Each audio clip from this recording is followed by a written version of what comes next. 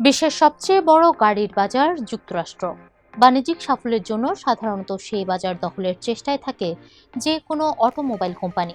কিন্তু এই সমীকরণ পুরোপুরি বদলে দিয়েছে চীনের ইলেকট্রনিক ভেহিকেল বা ইভি জায়ান্ট BYD। তারা সাফ জানিয়ে দিয়েছে আমেরিকার বাজার তাদের জন্য কোনো বাধা নয়।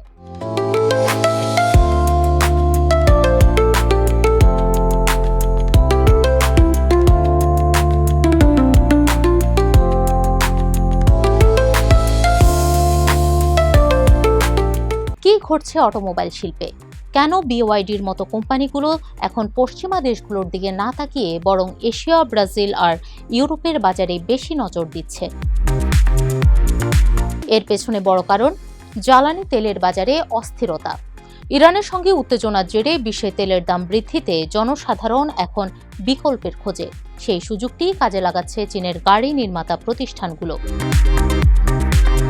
বেইজিং অটো শোতে BYDর এক্সিকিউটিভ ভাইস প্রেসিডেন্ট স্টেল্লা লি বলেন, আমরা মার্কিন বাজার ছাড়াই টিকে থাকতে পারছি এবং সফল হচ্ছি। বিশ্লেষকদের মতে এর মূল হাতিয়ার তাদের প্রযুক্তি। BYD এখন কাজ করছে নতুন ফ্ল্যাশ চার্জিং প্রযুক্তি নিয়ে।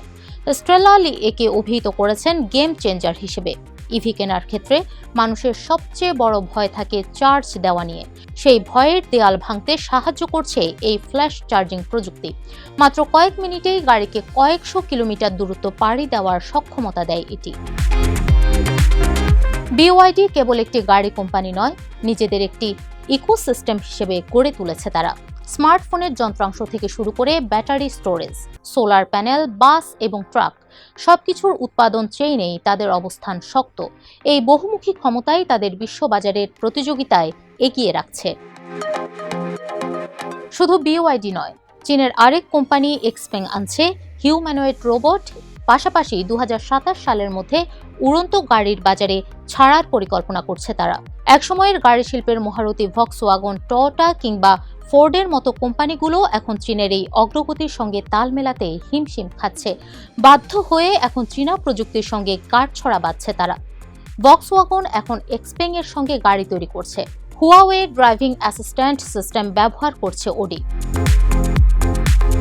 চীনের অভ্যন্তরীণ বাজারে লড়াইটা কম নয়, সেখানে চলছে মূল্যযুদ্ধের এক কঠিন প্রতিযোগিতা।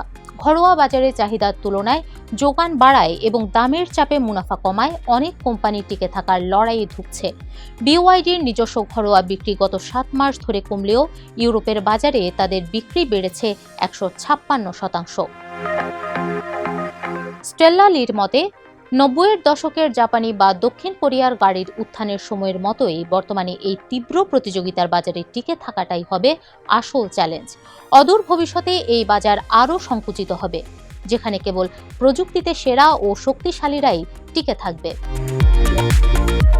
মার্কিন নিষেধাজ্ঞা আর ভূ-রাজনৈতিক টানাপোড়েনের ভিড়ে BYD কি শেষ পর্যন্ত বিশ্ব গাড়ি শিল্পের নতুন বিশ্বমোড়ল হতে পারবে? চীনের প্রযুক্তিগত এই জয়যাত্রা অটোমোবাইল শিল্পের ভবিষ্যতের জন্য কি নতুন কোনো দিগন্ত উন্মোচন করতে যাচ্ছে? সেটাই এখন দেখার বিষয়।